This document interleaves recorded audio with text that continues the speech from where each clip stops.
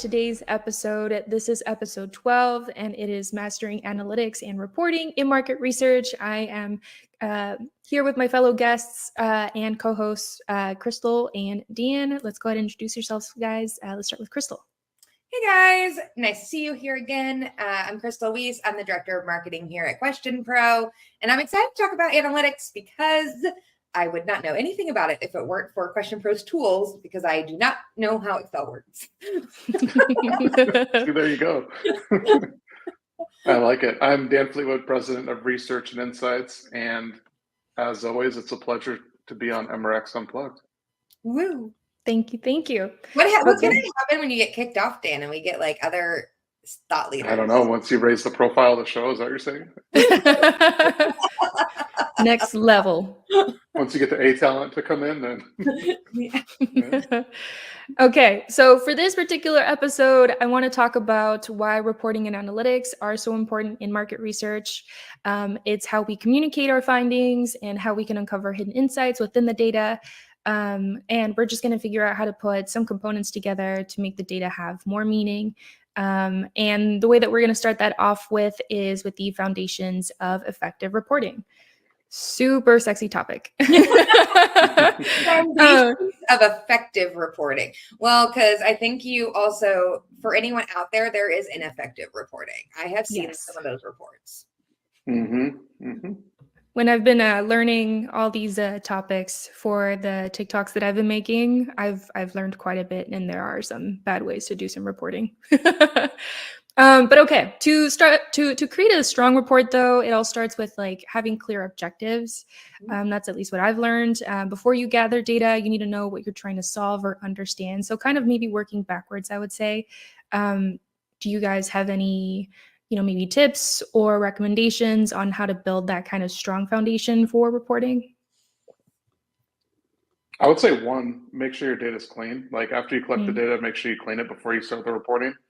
That's always key. Otherwise, you're going to get some bad data in there, and the report's no good if you have bad data. So you want to make sure that you have that clean data. Another one is make sure you're using effective charts or graphs, and make sure you're using those effectively, I would say, in terms of the way, like, don't use a pie chart when you should use a bar chart, or please don't use a spider chart unless you have to, but use a heat map or something instead. But there's a lot of these nuances, I would say, and just make sure that you're using the correct chart for the right application. For sure, because sometimes people like me who are coming into market research from the outside don't know how to read a spider chart. They don't. I don't understand why it's valuable. I'm not going to lie to you. Like just I think so many times, sometimes market researchers try to use fancy reporting to make themselves look like they fielded something amazing. And I'm like, can you just give me the decision that I need to make?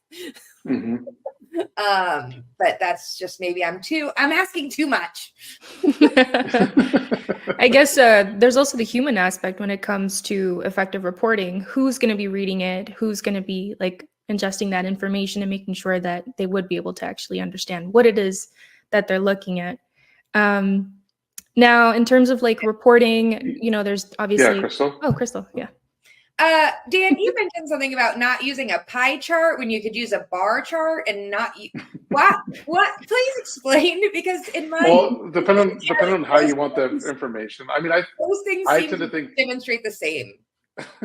I think pie charts are kind of pointless in my mind. I like bar charts a little better because I think they display the data more accurately.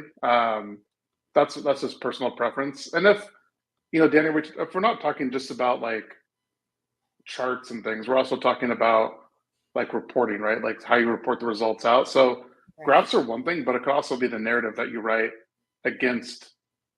We lost her. Video, Crystal? I'm coming. Oh, okay.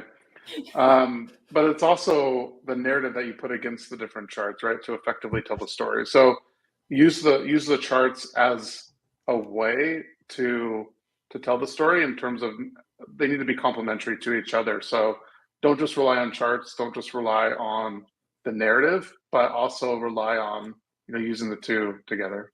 Sorry, my dongle overheated. and my whole screen went black. Oh no. Okay, use the two charts together is what I gathered from that. Okay, that's good to know though, Dan. Yeah, no, my dongle overheated. It's so hot. Oh no. Okay, that just, you sounded very passionate about that, Dan. I've never heard you be like, don't do that. There's a few, but I don't know. There's a lot of, like, you know how people don't like NPS? People don't like pie charts too. It's kind of that same level of hatred. That's such a new one. I'm excited. I love a good like market research tea moment. Yeah, because there's not too many. Actually, there's quite a bit to get nuanced, but quite the controversies in market research. Yeah, you heard it here first. You get it here first. This is where the tea comes out. Okay. So I mean, that's just more like I guess we are also working backwards, I guess I'd say. So that's like the end result, right? When we're presenting it to people, how we're doing it, all that good stuff. Now let's talk about some of the tools in the trade. Those are the fundamentals. What tools do you guys think make reporting and analytics easier? And how is that playing such a crucial role in reporting? I mean, I think that it depends on what platform you field your survey on. I know there's a lot of market researchers who still pull their data into Excel sheets and like do it manually that way. I think that the more you embrace technology, like a BI, like our Question Pro BI dashboard, or even just like your, like when we field a survey, you have instantly updated reports, or like that you can share out, and you can segment who you share them with, right? You can show like, I only want to show the marketing team these questions, and then you can see it in live time. That even if the data is not accurate, that instant gratification for a stakeholder is so fun, right? It already gets them into that buy-in process. And so it's like, oh, well, okay, like at least I got to see something and make some like loose distinguishes in my mind. And then but then it takes a week for them to pull it into an Excel spreadsheet, write up their thoughts. And then you're like, but at least you have that, like that stakeholder has that like fun first grasp, that speed to insights. There you go. Instant gratification. Agile. Instant. Yeah. Agile. Yeah, I would say, I mean, lots of different tools to the trade. Like, you know, Crystal mentioned dashboarding, and make sure that you have a good dashboard, not only for like during field or when you're collecting the data, but also for after. I mean, you can use we have some basic dashboards you can use. You can also get more advanced with some of our BI or business intelligence capabilities as well, and dashboarding there. So it all depends on what you're doing. The dashboard is a great way. If you want to get a little bit more into the weeds of the data, you can do crosstabs and start to cross the data and really analyze it there. If you're using any specialized or different methodologies like a conjoint or max diff or heat map or hotspot, those kinds of question types, we have reporting dedicated to that. So you want to make sure that you use that in order to analyze the data. So there are as many tools to the trade as there are methodologies. So just make sure you're using the right one. Right. And ask questions. If you're someone who's implementing it first and you have a mentor or someone who's already done that survey before, ask what methodologies and questions worked well and what didn't. And then ask your stakeholders, what experience do you have interpreting this data? Because if your stakeholders are not market researchers, it is going to be a lot harder for you to tell that story. We say that all the time. Like, how do you get your insights to storytelling to make differences? Dashboards and reporting are a huge piece of that. So make sure you're being wise to the people who are getting that end result.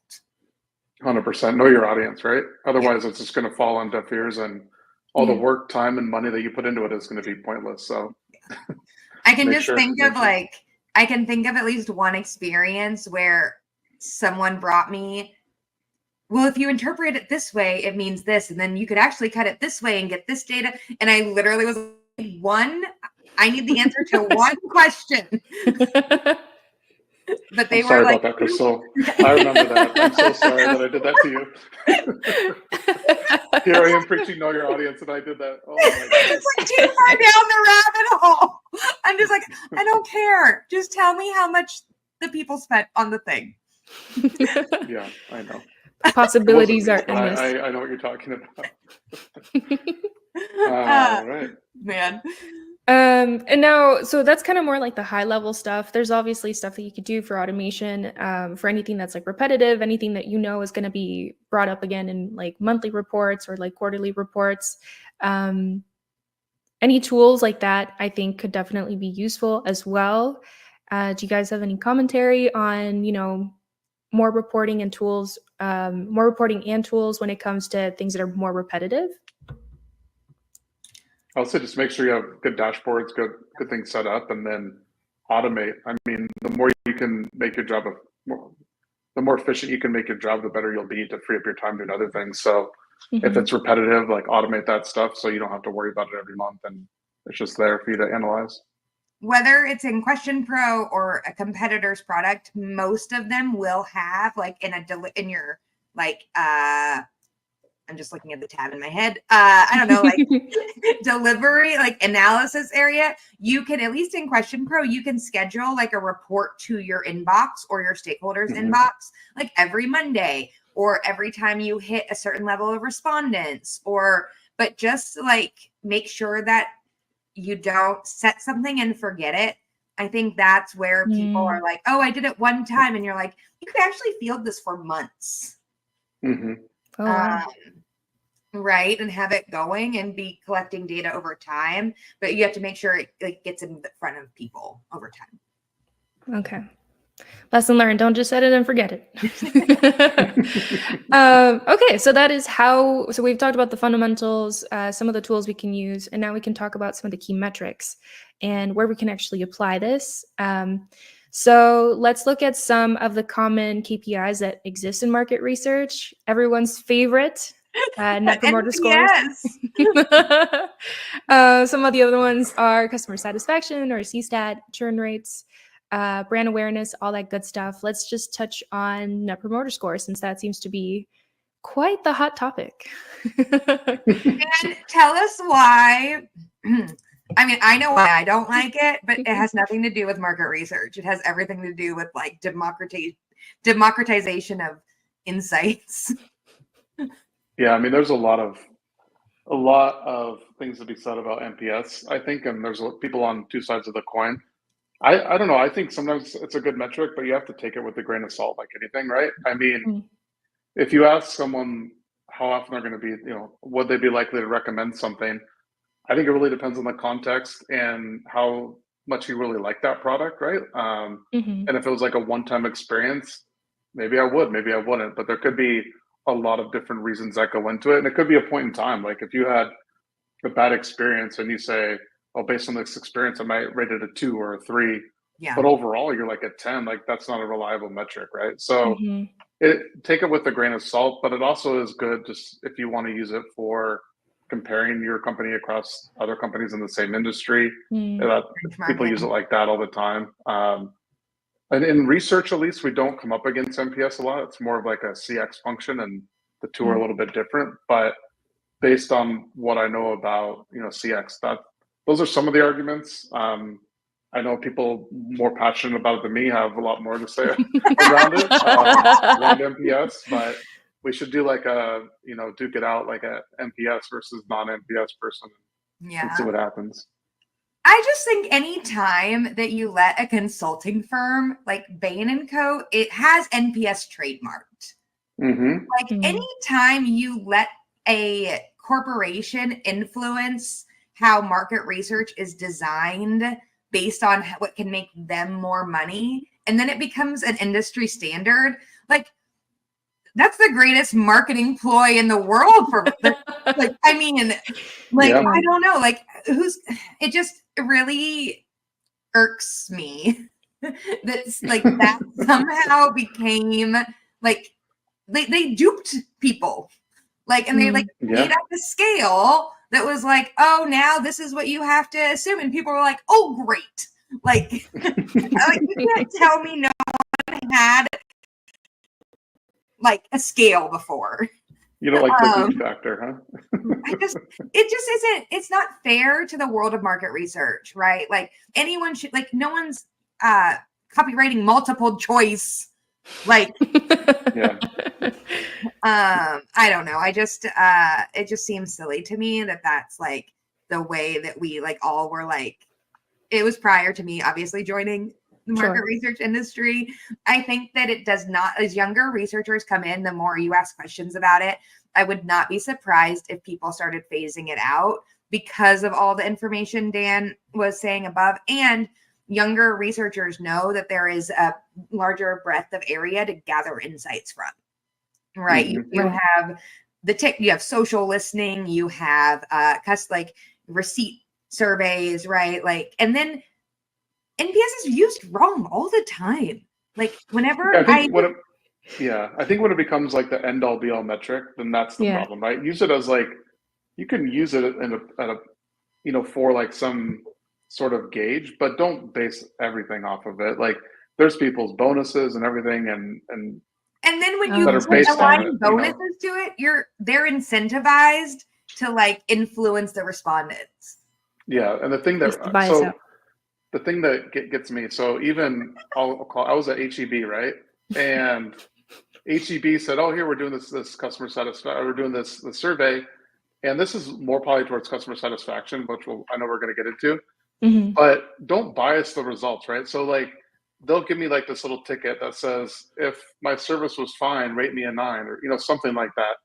And I'm like, you can't say that. Like that's biasing the results. So when you have things like this, it doesn't drive me crazy. Like I'm not losing sleep over it, but it's something like, I'm not taking your survey. If I was on their research team, I'd be like, dude, you can't say this. Like ask them to take the survey and then have them take the survey, but don't try to influence the end result, So things like that happen all the time. I mean, that is a good segue. What other methods of customer satisfaction surveys would be more appropriate, would you say? I think the NPS is one thing, but because it puts people into like 3 different categories. But I think asking like CSAT's fine. I don't have any problem with CSAT. Like just seeing where you're at, engaging the satisfaction, I think is fine. And I think you get good metrics there. So if I was a company, and I would urge them to use both of them where it makes sense, I think. Okay. Well, that's when they're happy. Now, when they're sad, we talk about churn rate. We can. I mean, what's the questions that you use to measure churn, or is it a methodology, Dan? Yeah. Sorry. Yeah, I mean, you would know. I mean, if it would be more like you would know a customer would churn, and then you would send them a survey to see why they churned, if that makes sense, right? So let's say you have monthly subscribers, and these, I'm making this up, like 100 people didn't renew the next month. You could send them a survey and say, hey, why didn't you renew? What was it? And then go into the different aspects of it and try to figure out the reason for the churn. And that way you can probably then do more research to figure out how you can, decrease that churn number. So to me, it's like you have to know when people have churned, and then you can figure out why. Okay. See the churn first and then go from there. Yeah. Because I mean, it's harder for some companies that maybe are more like brick and mortar, where they don't know the churn, right? They just have people coming in the door buying products. But if you have a business like any SaaS business or anything where you can measure like churn, even if you're at a gym or any sort of membership, right? When people aren't renewing, find out why, and do some churn studies there. Okay. And then I guess the last one that I wanted to mention was just brand awareness. I think that one's a pretty crucial one. Just anything in market research, because you want to put your brand in front of many eyes as possible, because then that leads you to have a bigger sample size if you ever need it in the future, or just people to survey in general. So how would someone technically measure that? What kind of tools would people to use there for those KPIs? Yeah, I would probably use something like excuse me if I can speak, right? Unaided awareness, unaided awareness, and do a survey, send it out to people that would buy your product, that are in your target market, and then list your brand with a bunch of other brands and say, which of the following have you heard of? And then if they've heard of it, and then ask some follow-up questions, especially if they've heard of your brand. Then you'll know, and you can gauge pretty clearly where you are on the awareness scale in your particular category. So that's definitely a good thing to do. You can probably do some other secondary research where you're just kind of looking at, depending on your product, if there's websites or areas where you can compare your standing with other companies. I think that's something else you can utilize too. Base it off of number of followers, whatever you want to do. There's a lot that you can take and do for brand awareness. Cool. Okay. Crystal, any insights? No, Dan's good. This isn't my strong suit. I gave all my opinions about NPS. And hey, I want everyone to see that I listened through that whole monologue. No slack. If for any returning guests, there is sometimes where I do other things when Dan is talking. That's all right. Okay, well, let's tie this into the last section that I want to talk about here, and it's just how we turn data into insights. Yeah. We kind of talked a little bit about it earlier, but I think, again, we need to focus on perhaps the audience knowing what exactly it is that you want to answer. But I would love to know your guys' thoughts on maybe if you are on the receiving end, how that would look like for you. I mean, I think it goes back. Go ahead. Yeah. I think it goes back to working, like clear communication with your stakeholders, and making sure that you are giving them, like, it's fine to give them like fun facts, but also like, no, okay, they want this data to make a decision on packaging or on a PR release or on a benchmarking study. So making sure that you know your stakeholders' business needs, not just like, oh, it's data, let me give you all the data with no context. Right. Yeah, that's good. Yeah. No, and I think, going on to that, like, I would say, like, report what the data says, not what you want the data to say, right? I think a lot of people go into research hoping and thinking there's a certain outcome. And there could even be where you're collecting, it's not the best, but people do this and companies do it. They do the research and they're hoping they get a certain result because the decision's already been made, right?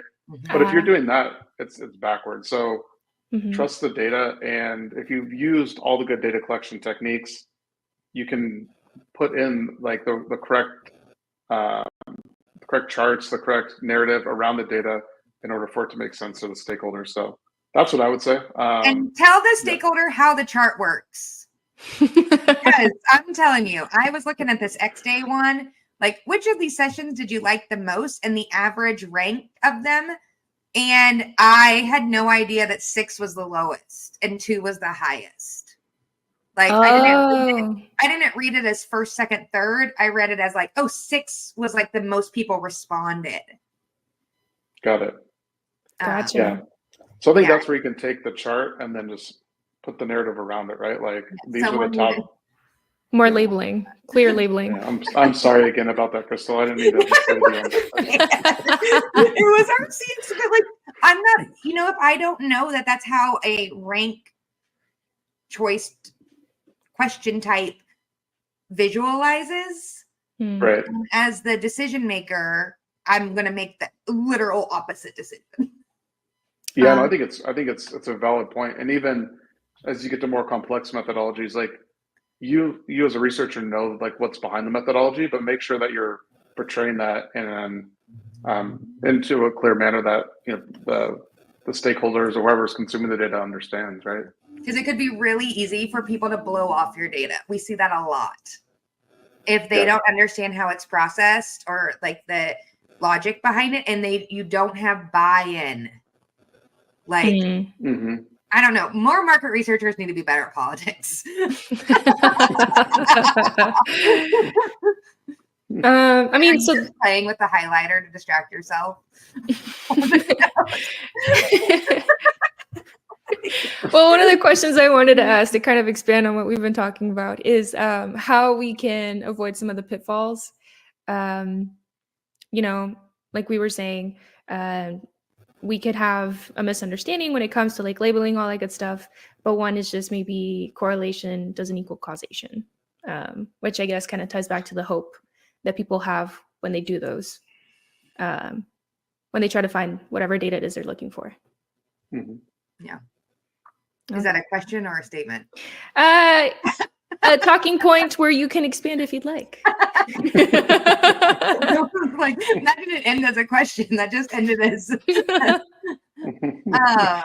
I mean, I think that's true. Like Sure.